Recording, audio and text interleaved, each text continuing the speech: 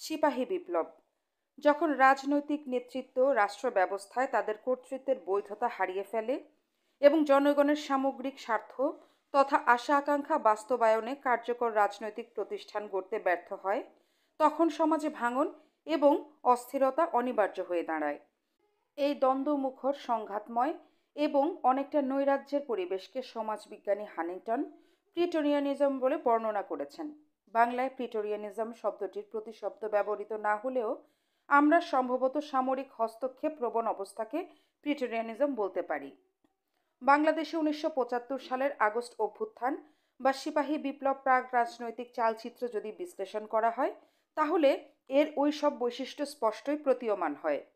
একজন বিদেশি গবেষক এবং বাংলাদেশি রাষ্ট্রবিজ্ঞানী প্রফেসর এমাজউদ্দিন আহমেদ এবং ডক্টর মিজানুর রহমান শেলী কম বেশি বাংলাদেশের ওই অবস্থাকে প্রিটোরিয়ানিজম বলে বর্ণনা করেছেন। একটি রাজনৈতিক দুর্যোগ থেকে মুক্তির জন্য জনগণ মনস্তাত্ত্বিকভাবে একটি শক্তিশালী সরকারের জন্য ব্যাকুল হয়ে পড়বে, এইটাই রাজনৈতিক ব্যাকরণের দাবি। আর মিলিটারি পলিটিক্স সম্পর্কে আধুনিক দুনিয়ার জনপ্রিয় লেখক এডওয়ার্ড ফেড ঠিক এই অবস্থাকেই জনগণের জন্য ওয়েলকাম রিলিফ বলে বর্ণনা করেছেন। বাংলাদেশের রাজনৈতিক পটপ্রক্রিয়ায় ৭৫ সালের ৭ নভেম্বরের সিপাহী বিপ্লব ছিল এমনই এক ধরনের ওয়েলকাম রিলিফ। এই পরিবর্তন আকাঙ্ক্ষা বা বিপ্লবের মাধ্যমে জনগণ অব্যাহত অনিশ্চয়তা, নৈরাজ্য এবং দেশি বিদেশি ষড়যন্ত্রকে সমূলে উৎপাটিত করে একজন শক্ত মানুষের হাতে শক্ত সরকার প্রতিষ্ঠার বৈধ কর্তৃত্ব অর্পণ করেছিল। বাংলাদেশে ১৯৭৫ সালের ৭ নভেম্বর অনুষ্ঠিত সিপাহী বিপ্লব ছিল সমসাময়িক পৃথিবীর ইতিহাসে একটি বিরল ঘটনা। জিয়াউর রহমানের ক্ষমতায় অধিষ্ঠানকে জনগণ মিছিলের স্রোত আর উল্লাস দিয়ে স্বাগত জানিয়েছে। এই উপমহাদেশের সৈনিকরা সিপাহী বিপ্লব করেছিল ১৮৫৭ সালে ঔপনিবেশিক শক্তির বিরুদ্ধে স্বাধীনতার জন্য, আর ১৯৭৫ সালে তারা আবার বিপ্লব করেছে তাদের ভাষায় স্বাধীনতা রক্ষার জন্য। সৈনিকরা ৭ নভেম্বরের নির্দেশের পদসোপানকে অগ্রাহ্য করে শৃঙ্খলার ব্যারিকেড ভঙ্গ করে জীবনকে বাজি রেখে বিপ্লবকে যেভাবে সফল করেছিল, স্বাভাবিক সময়ে স্বাভাবিক নিয়মে তা কল্পনাও করা যায় না। একটি পেশাগত সেনাবাহিনীর জন্য এটি ছিল একটি ব্যতিক্রমধর্মী ঘটনা। এটি রাজনৈতিক বিজ্ঞান এর তথাকথিত প্রথাগত গতানুগতিক অভ্যুত্থান নয়, এটি কোনো প্রতি বিপ্লবও নয়। এটি সত্যিকার অর্থে ছিল একটি বিপ্লব। দেশ, জাতি ও রাষ্ট্রের জাতীয় ঐক্য ও সংহতির জন্য প্রতিটি সৈনিকের আনুগত্য উজ্জ্বল ৭ নভেম্বরে আমাদের রাজনৈতিক উন্নয়নের ইতিহাসে একটি অনিবার্য মাইলফলক। আমরা আমাদের এই বহমান নিবন্ধে অত্যন্ত সংক্ষিপ্তভাবে বিপ্লবের অনুঘটক, বৈশিষ্ট্য এবং রাজনৈতিক ফলাফল, বিশেষত সৈনিক জনতার আস্থাশীল নেতা হিসাবে শহীদ প্রেসিডেন্ট জিয়াউর রহমানের অবস্থানের কথা বিশ্লেষণ করার চেষ্টা করব। ৭ নভেম্বর তাত্ত্বিক ভিত্তি।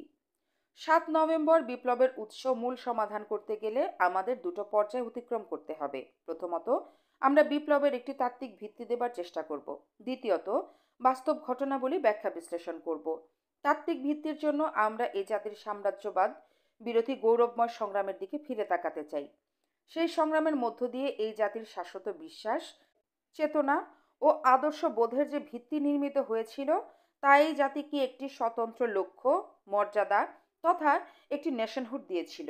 এই ক্ষেত্রে ১৯০৬ সালে মুসলিম লীগের প্রতিষ্ঠা এবং ১৯৪০ সালে লাহোর প্রস্তাব ছিল আমাদের ইতিহাসের একটি গুরুত্বপূর্ণ অধ্যায়। আবুল মনসুর আহমেদ প্রমুখ লেখক বাংলাদেশের অভ্যুদয়কে end of a betrayal and restoration of Lahore resolution বলে বর্ণনা করেছেন। কংগ্রেস ও মুসলিম লীগের পশ্চিমা নেতৃত্বের ষড়যন্ত্রের ফলে সেই লাহোর প্রস্তাবের সফল বাস্তবায়ন পিছিয়ে যায় এবং এই দেশ জাতি একটি ইন্টারনাল কলোনিয়ালিজমের জাঁতাকলে নিপিষ্ট হয় আরও সিকি শতাব্দী। ১৯৫২ সালে ভাষা আন্দোলনের মধ্য দিয়ে এই অঞ্চলের গণমানুষের আত্মজাগৃতির যে দ্বিতীয় ধারা শুরু হয়, ১৯৭১ সালে তার সফল সমাপ্তি ঘটে। আন্দোলন ও সংগ্রামের এই সুদীর্ঘ ২ যুগের যাত্রাপথে এই জাতির মৌল বিশ্বাস, ধর্ম বা সংস্কৃতি নিয়ে কোনো দ্বিধৈততা বা বিতর্কের সৃষ্টি হয় নাই। কিন্তু স্বাধীনতার অব্যাহতির পর এই জাতির আশা আকাঙ্ক্ষা, বিশ্বাস, অনুভূতি নিয়ে কৃত্রিম সংকট সৃষ্টি হয়। আবহমান লালিত জীবনবোধ ও সাংস্কৃতিক চেতনা অনুধাবনে শাসককুল বা পলিটিক্যাল এলিটরা ব্যর্থ হয়। স্বাধীনতার পরে শাসক গোষ্ঠীর কতিপয় বিতর্কিত পদক্ষেপ জাতিকে চরমপন্থী গড়ে তোলে। বাংলাদেশের জনচিত্র সম্পর্কে বলা হয়, they do not act but they react. 15 August এবং পরবর্তীকালে 7 নভেম্বরের পরিবর্তন ছিল জনচিত্তের ওই জনপ্রিয় ধারাটির যথার্থ পরিপূরক। 7 নভেম্বর 75-এর সৈনিক জনতার গণজাগরণের তাত্ত্বিক ভিত্তিটি এইভাবে নির্মিত হতে পারে। এবার আসা যাক বাস্তব দিক।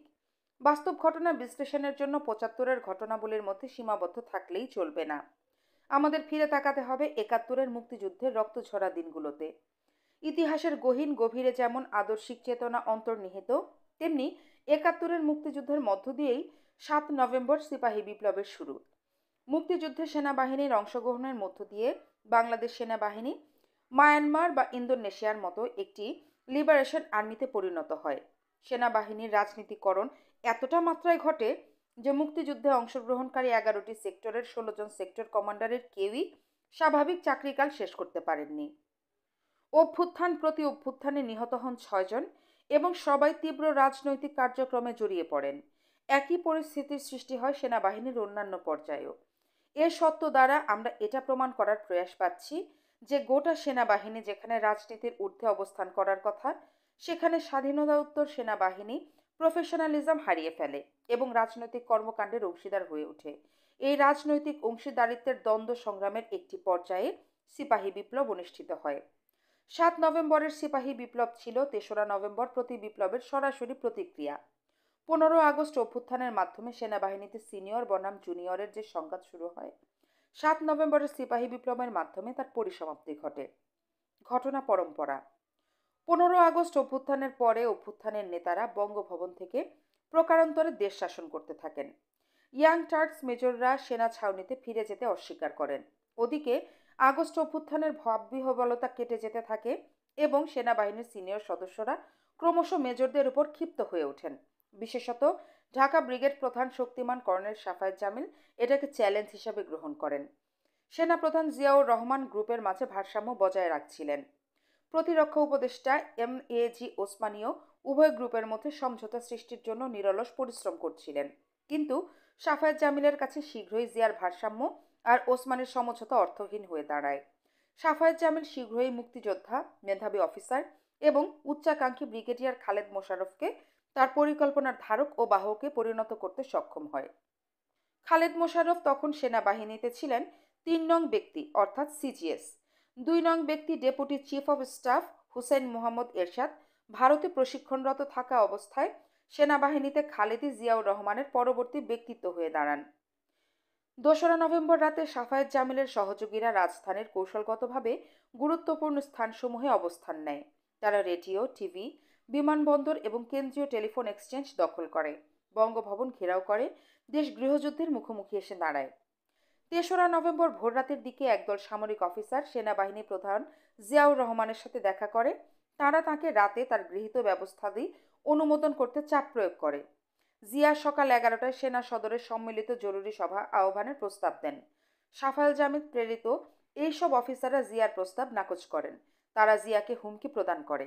সেনাপ্রধান হিসেবে দৃশ্যত জিয়ার কার্যকারিতা অচল হয়ে পড়ে। সিনিয়র বনাম জুনিয়রদের এই সাংঘর্ষিক অবস্থায় ওসমানী সহ কয়েকজন সামরিক অফিসার মধ্যস্থতা করার চেষ্টা করেন।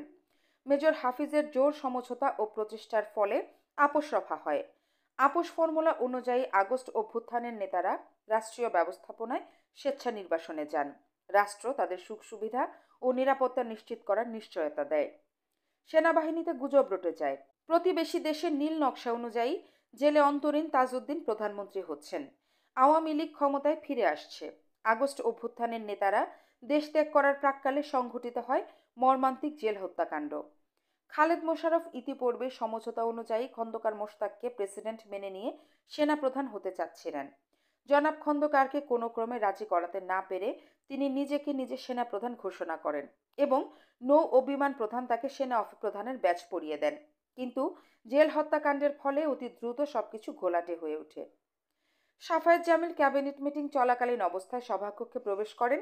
তিনি খন্দকার মোশতাককে দারুণভাবে অপমান করেন এবং পদত্যাগে বাধ্য করেন। সাফায়েত জামিলের প্রস্তাব অনুযায়ী সুপ্রিম কোর্টের প্রধান বিচারপতি এএসএম সায়েমকে পরবর্তীতে প্রেসিডেন্ট মনোনীত করা হয়।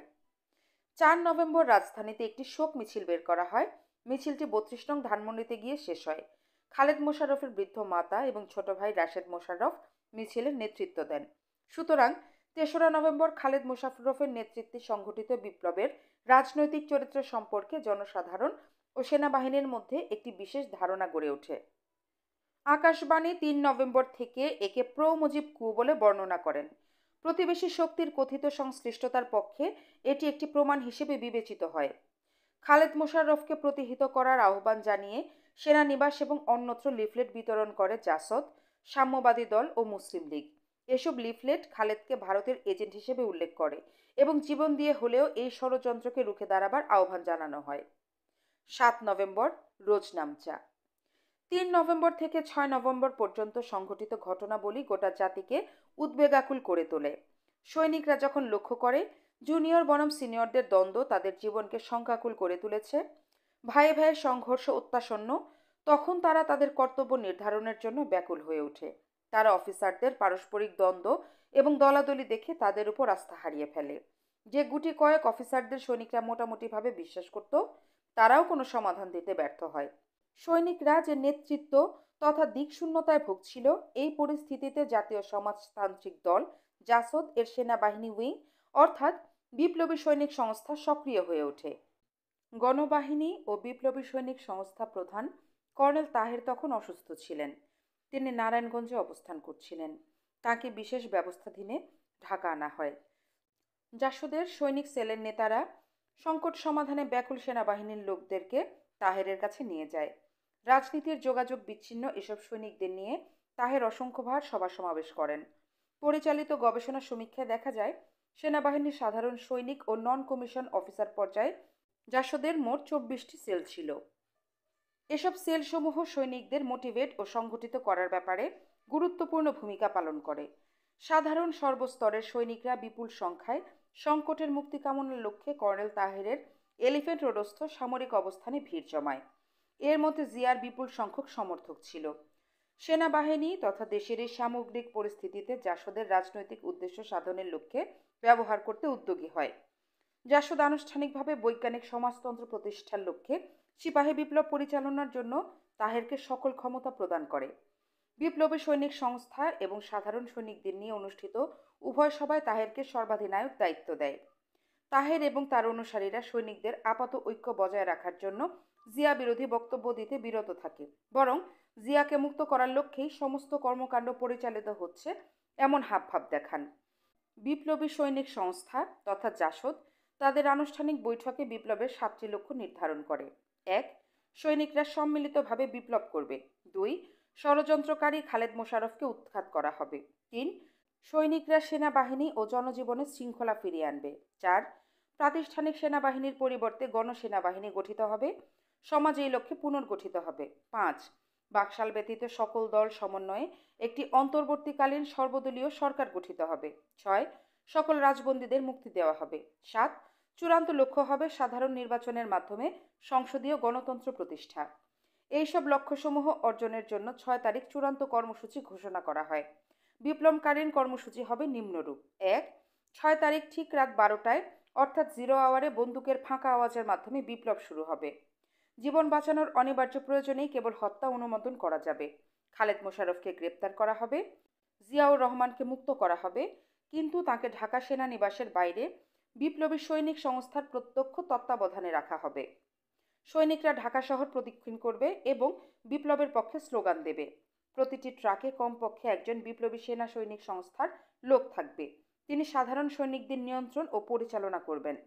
৭ নভেম্বর সকালে রেসকোর্সে সৈনিকদের সমাবেশ অনুষ্ঠিত হবে। এতে অন্তর্বর্তীকালীন সরকার ঘোষিত হবে। সফল বিপ্লবের পর রেডিও, টিভি, বিপ্লবী সৈনিক সংস্থা, বিপ্লবী গণবাহিনী এবং জাসদের কর্মসূচি এবং এর নেতাদের বক্তব্য প্রচার করবে। কোনো সৈনিক লুটপাটে অংশগ্রহণ করবে না। তারা জনগণের জীবন ও সম্পদ রক্ষা করবে। কাউকে এর অন্যথা করতে দেখলে কঠোর ব্যবস্থা গ্রহণ করা হবে। বিপ্লবের অব্যাহতির পরেই বিপ্লবী সৈনিক সংস্থার ইউনিট অধিনায়কদের সমন্বয়ে বিপ্লবী পরিষদ গঠিত হবে। সামরিক অফিসারদের বিপ্লবকে সমর্থন জানানোর আহ্বান জানানো হবে। যারা বিপ্লবকে সমর্থন জানাবে না তাদের গ্রেফতার করা হবে। কর্নেল তাহের বিপ্লবের সর্বাধিনায়ক ঘোষিত হলেন। প্রতিটি সৈনিক তার আদেশ পালনে বাধ্য থাকবে। এখানে তাৎপর্যের সাথে লক্ষ্য করার বিষয়, জাসদ নেতৃত্ব তথা কর্নেল তাহের জিয়াউর রহমানকে এক অন্তরীণ অবস্থান থেকে অন্য অন্তরীণ অবস্থানে নেবার ওপেন সিক্রেট ব্যবস্থা নিয়েছিলেন। তাকে মুক্ত করার এবং ক্ষমতায় বসানোর যে দাবি জাসদ করে, জিয়ার সহযোগীরা তাকে রাজনৈতিক উদ্দেশ্য প্রণোদিত বলে অভিহিত করে। স্বয়ং জিয়াউর রহমান মার্কাস ফ্রান্টকে দেওয়া এক সাক্ষাৎকারে ওই দাবি সরাসরি অস্বীকার করেছেন। বিপ্লবের শুরু। যথাসময়ে কোনো রকম বাধা বিপত্তি ছাড়াই ঘোষিত 0 আওয়ারে বন্দুকের গুলি আকাশে ছুঁড়ে বিপ্লব শুরু হয়। সৈনিকরা ব্যারাক থেকে বেরিয়ে আসতে থাকে। সুবেদার সারোয়ারের নেতৃত্বে একদল সৈনিক বিপ্লবী সৈনিক সংস্থার পূর্বেকার কর্মসূচি নিয়ে জিয়ার বাসভবনের দিকে অগ্রসর হয়। জিয়া ভক্ত সাধারণ সৈনিকেরা সারোয়ারের অনুসরণ করে। ফলে কর্নেল তাহেরের নির্দেশ মোতাবেক তাকে শহরে অন্তরীণ করার পরিকল্পনা ব্যর্থ হয়। সাধারণ সৈনিকরা জিয়াউর রহমানকে কাঁধে করে আনন্দ করতে করতে সেকেন্ড ফিল্ড আর্টিলারি রেজিমেন্টে এনে বসায়। একদল বিপ্লবী সৈনিক সংস্থার কর্মী তাৎক্ষণিকভাবে ছুটে আসে কর্নেল তাহেরের কাছে। তারা কর্নেল তাহেরের কাছে পৌঁছতে না পৌঁছতেই প্রশ্ন করেন colonel Taher, where is Zia? যখন সব কিছু জানতে পারেন তখন তাহের রাগে দুঃখে ক্ষোভে গোঙাতে থাকেন এবং all lost, everything is lost বলে আহাজারি করতে থাকেন এবং কর্নেল তাহের সূচিত বিপ্লব সফল করার জন্য জিয়াউর রহমানকে অন্তরীণ করা ছিল একটি অনিবার্য দাবি। সুতরাং তারা হাল না ছেড়ে দিয়ে নবতর কৌশলে জিয়াউর রহমানকে অন্তরীণ করার চেষ্টা করে। এবার সুবেদার সারওয়ার জিয়াউর রহমানকে গিয়ে বলেন, স্যার, কর্নেল তাহের আপনার জন্য অপেক্ষা করছেন। তার নেতৃত্বেই বিপ্লব হয়েছে। আপনি মুক্তি পেয়েছেন। চলুন স্যার, তার সাথে দেখা করে আসবেন। জিয়াউর রহমান আবেগের সাথে তাৎক্ষণিকভাবে জবাব দেন, তাহের আমার বন্ধু, সে কোথায়? তাকে এই ক্যান্টনমেন্ট থেকে চলে যেতে হয়েছিল। তাকে এখনই এখানে নিয়ে এসো। তিনি এই ক্যান্টনমেন্ট থেকেই সিপাহী জনতার নেতৃত্ব দিবেন। তিনি তোমাদের নেতা, আমারও নেতা। তিনি আমার জীবন বাঁচিয়েছেন। এখনই চলে যাও, তাকে নিয়ে এসো এখানে। জিয়ার উপস্থিত বুদ্ধি এবং দূরদর্শিতা এবারও জিয়াকে বাঁচিয়ে দেয়। পরে তারা আসে জিয়াকে রেডিওতে ভাষণ দেবার নাম করে শহরে নিয়ে যেতে। এবারের অভিযানের নেতৃত্ব দেন কর্নেল তাহেরের ভাই আবু ইউসুফ। জিয়া ইতস্তত করছিলেন। সেখানে ঢাকা ব্রিগেডের কমান্ডার কর্নেল AZM আমিনুল হক বীরুত্তম, ব্রিগেডিয়ার মীর শওকত আলী বীরুত্তম উপস্থিত ছিলেন। কর্নেল আমিনুল হক প্রস্তাব করেন যে একটি রেকর্ডিং ইউনিট এখানে এনে জিয়ার ভাষণটি রেকর্ড করা হোক। জিয়ার প্রতি গভীর আস্থাশীল এই সামরিক অফিসারের হস্তক্ষেপে এবারও জিয়া বেঁচে যান। ইতোমধ্যে কর্নেল তাহের জিয়ার সাক্ষাৎকার এবং কোলাকুলি হয়ে গেছে। কিন্তু কর্নেল তাহের যখন বুঝতে পারেন জিয়া তার উদ্দেশ্য বুঝতে পেরেছেন, তখন বন্দুকের নল ঘুরিয়ে দেন এবং গোটা সামরিক বাহিনীও সামগ্রিক অর্থে আবার অনিশ্চয়তার মুখোমুখি দাঁড়ায়। 7 নভেম্বর সকালের দিকেই বিরোধ স্পষ্ট হয়ে ওঠে। জিয়া শহীদ মিনারে আয়োজিত সৈনিক জনতার সভায় ভাষণ দিতে অস্বীকার করেন। তিনি কারারুদ্ধ মেজর জলিল, আসম রব সহ সকল নেতৃবৃন্দের মুক্তি দেন। সকাল 11টায় সেকেন্ড ফিল্ড আর্টিলারি সদর দফতরে অনুষ্ঠিত সভায় কর্নেল তাহির বিপ্লবী সৈনিক সংস্থার 12 দফা দাবি উত্থাপন করেন। সভায় উপস্থিত ছিলেন general Osmani, major general Khalilur Rahman, air vice marshal Tawab, comrade MH Khan এবং মাহবুব আলম চাষি। কিন্তু কেউই এই দাবিনামার প্রতি কোনো আগ্রহ দেখাননি। ফলে কর্নেল তাহের আরও ক্ষুব্ধ হয়ে পড়েন এবং তার জনশক্তিকে জিয়ার বিরুদ্ধে পরিচালনার সিদ্ধান্ত নেন। অত্যন্ত দ্রুততার সাথে আবার লিফলেট বিতরণ করা হয়। অস্ত্র সমর্পণ না করার এবং সেনানিবেশে ফিরে না যাবার আহ্বান জানানো হয়। এবারের লিফলেটের ভাষা ছিল ভিন্নতর। আমাদের লক্ষ্য শুধুমাত্র নেতৃত্বের পরিবর্তন নয়। এই বিপ্লব হচ্ছে গরিব শ্রেণীর পক্ষে। আমরা আপনাকে মানে জিয়াকে এই বিপ্লবের নেতৃত্বে সরাসরি বসিয়েছি সেই লক্ষ্য অর্জনের জন্য। আপনাকে অত্যন্ত স্পষ্ট করে বলতে হবে আপনি গরিব শ্রেণীর পক্ষে। আপনাকে অবশ্যই সেনাবাহিনীর কাঠামোগত পরিবর্তন করতে হবে। সকাল 11টার সময় অনুষ্ঠিত নীতি নির্ধারণী সভার প্রথম আলোচ্য বিষয় ছিল প্রেসিডেন্ট নির্ধারণ। যেহেতু সৈনিকদের একটি অংশ খন্দকার মোশতাকের পক্ষে স্লোগান দিয়েছে এবং তার ছবি নিয়ে মিছিল করেছে, মাহবুব আলম চাষি প্রস্তাব করেন প্রেসিডেন্ট হিসেবে তাকেই পুনর্বহাল করা হোক। কর্নেল তাহের ও জেনারেল খলিল এতে ঘোরতর আপত্তি জানান। সায়েম তখনও প্রেসিডেন্ট। অন্যরা মুখ খুলছিলেন না। সিদ্ধান্তের জন্য সবাই অবশেষে জিয়ার দিকে তাকান। জিয়া সায়েমের প্রতি সমর্থন ব্যক্ত করেন। সুতরাং খন্দকারের প্রেসিডেন্ট হওয়ার সম্ভাবনা তিরোহিত হয়। জিয়াকে তখন CMLA করার প্রস্তাব করা হয়। জেনারেল খলিলুর রহমান এবং কর্নেল তাহের ওয়ারেন্ট অফ প্রেসিডেন্সের প্রশ্ন তুলে তাতে আপত্তি জানান। অবশেষে জিয়াকে DCMLA হতে হয়, যদিও ইতোপূর্বে তাকে CMLA ঘোষণা করা হয়। 7 নভেম্বর খালেদ মোশাররফ এবং তার দুজন সঙ্গী নিহত হওয়া ব্যতীত রক্তপাতের তেমন কোনো ঘটনা ঘটেনি। কিন্তু তাহেরপন্থীরা জিয়ার বিরুদ্ধে কার্যক্রম শুরু করতেই স্লোগান উত্থিত হয়। সিপাহী সিপাহী ভাই ভাই, অফিসারের রক্ত চাই। সিপাহী সিপাহী ভাই ভাই, সুবেদারের উপর অফিসার নাই। বেইমান জিয়ার বিরুদ্ধে লড়তে হবে একসাথে, ইত্যাদি। 8 নভেম্বর সকালে তাহেরপন্থীরা অরাজকতা সৃষ্টি করে এবং 12 জন অফিসারকে হত্যা করে। তাহেরপন্থীরা অফিসারদের বিতাড়িত করে, ব্যাচ কেড়ে নেয়, অফিসার্স কোয়ার্টার লুটপাট করে। এমনকি তারা এসব কাজের জন্য জাসদ তথা গণবাহিনীর লোকদের সেনানিবাসে নিয়ে আসে। জিয়া এবং জিয়াপন্থী সৈনিকদের গ্রেফতারের নির্দেশ দেন কর্নেল তাহের। অবশ্য ইতিমধ্যে তাহেরপন্থীদের মধ্যে মতবিরোধ দেখা দেয়। কর্পোরাল হক এর নেতৃত্বে একটি গ্রুপ তাহেরের ধ্বংসাত্মক কাজের বিরোধিতা করেন। মেজর জলিল ব্যক্তিগত পর্যায়ে তাহেরের এসব অপকর্মে অসন্তোষ প্রকাশ করেন। তারা পরবর্তীকালে 23 নভেম্বর সারা দেশে সর্বাত্মক অভ্যুত্থানের সিদ্ধান্ত নেয়, কিন্তু এর আগেই কর্নেল তাহের এবং তার অনুগামীদের গ্রেফতার করা হয়।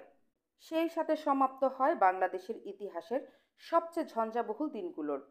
76 সালের 17 জুলাই কর্নেল তাহেরকে ফাঁসি দেওয়া হয়, কিন্তু 75 থেকে 81 সাল পর্যন্ত যে 5টি প্রতি বিপ্লব অনুষ্ঠিত হয় তার প্রতিটিতে প্রত্যক্ষ বা পরোক্ষভাবে তাহেরপন্থীদের হাত ছিল। মূল্যায়ন। 7 নভেম্বর পরবর্তী ধ্বংসাত্মক কার্যক্রম মোকাবেলায় জিয়াকে হিমশিম খেতে হয়। এ সময় কয়েকজন বিশ্বস্ত অফিসার তাকে সর্বাত্মক সহযোগিতা না করলে পরিস্থিতি ভিন্নতর হতে পারত। ঢাকা ব্রিগেডের সাফায়েত জামিলের পরেই যার অবস্থান ছিল তিনি হলেন তৎকালীন কর্নেল, বর্তমানে অবসরপ্রাপ্ত ব্রিগেডিয়ার AZM আমিনুল হক বীর উত্তম। তিনি ঢাকা সেনানিবাসের নিয়ন্ত্রণ প্রতিষ্ঠার জন্য গুরুত্বপূর্ণ ভূমিকা পালন করেন। যশোর ব্রিগেডের অধিনায়ক তৎকালীন ব্রিগেডিয়ার, পরবর্তীকালীন লেফটেন্যান্ট জেনারেল মীর শওকত আলী তার কিছু অনুগত সৈনিকদের নিয়ে জিয়ার সাহায্যে এগিয়ে আসেন। এছাড়া কর্নেল ফারুক রশিদের অনুগত সৈন্যরা অন্য কোনো বিকল্প না থাকায় জিয়ার প্রতি তাৎক্ষণিকভাবে আনুগত্য প্রকাশ করে। পরিস্থিতি নিয়ন্ত্রণ করতে গিয়ে জিয়াকে কোনো কোনো ক্ষেত্রে কঠোর মনোভাব গ্রহণ করতে হয়। স্বাধীনতার ঘোষণা এবং একজন মহান মুক্তিযোদ্ধা হওয়ার কারণে সৈনিকদের মধ্যে জিয়ার একটি ব্যক্তিগত ইমেজ এবং ক্যারিশমা ছিল। 7 নভেম্বর এবং পরবর্তীকালে সেনা ছাউনিগুলোতে শান্তি ও শৃঙ্খলা আনয়নে জিয়ার ওই ইমেজ তড়িৎ কাজ করে। সেনাবাহিনীর অধিনায়কত্বের এইসব ঘটনাবলীর মধ্য দিয়ে জিয়া প্রকারান্তরে দেশ ও জনগণের ভাগ্য নিয়ন্তা হয়ে দাঁড়ান। যদি জিয়াউর রহমানের নেতৃত্বে সেনাবাহিনীকে পুনর্গঠিত করা না হতো তাহলে বাংলাদেশ সেনাবাহিনীর অস্তিত্বই বিলীন হয়ে যেতে পারত। তাই বিশ্লেষকরা সঙ্গতভাবেই মন্তব্য করেন, it was Zia himself who saved the army from an impending doom. 75-এর 3রা নভেম্বর থেকে 7 নভেম্বর পর্যন্ত আজও জাতির কাছে রহস্যময়। খালেদ মোশাররফ একটি আওয়ামী লীগ পরিবারের সন্তান হওয়া সত্ত্বেও ভারত বিরোধী ছিলেন এবং কখনো কখনো বঙ্গবন্ধু সম্পর্কে বিরূপ মন্তব্যও করেছেন। 15 আগস্ট সকালে তিনি অভ্যুত্থান নেতাদের অভিনন্দন জানান এবং প্রয়োজনীয় সহযোগিতা দেন। আগস্ট অভ্যুত্থান নেতৃবৃন্দ খালেদ মোশাররফের পক্ষে সাফাই বক্তব্যও রেখেছেন। বিভিন্ন সময় তা পত্রপত্রিকায় প্রকাশিত হয়েছে। এতদ সত্ত্বেও তার ঘনিষ্ঠ সহকর্মীরা তার সম্পর্কে প্রশংসাসূচক বাক্য উচ্চারণ করেও তাকে ডাবিয়াস ওসিলেটিং বলে মন্তব্য করেছেন। তারা অনেকেই তাকে ওভার অ্যাম্বিশাস বলে মন্তব্য করেছেন। 3রা নভেম্বরের অভ্যুত্থানে তিনি জ্ঞাতসারে অথবা নিজের অজ্ঞাতে একটি সম্প্রসারণবাদী শক্তির পুতুল হিসাবে ব্যবহৃত হয়েছেন বলে পর্যবেক্ষক মহলের ধারণা।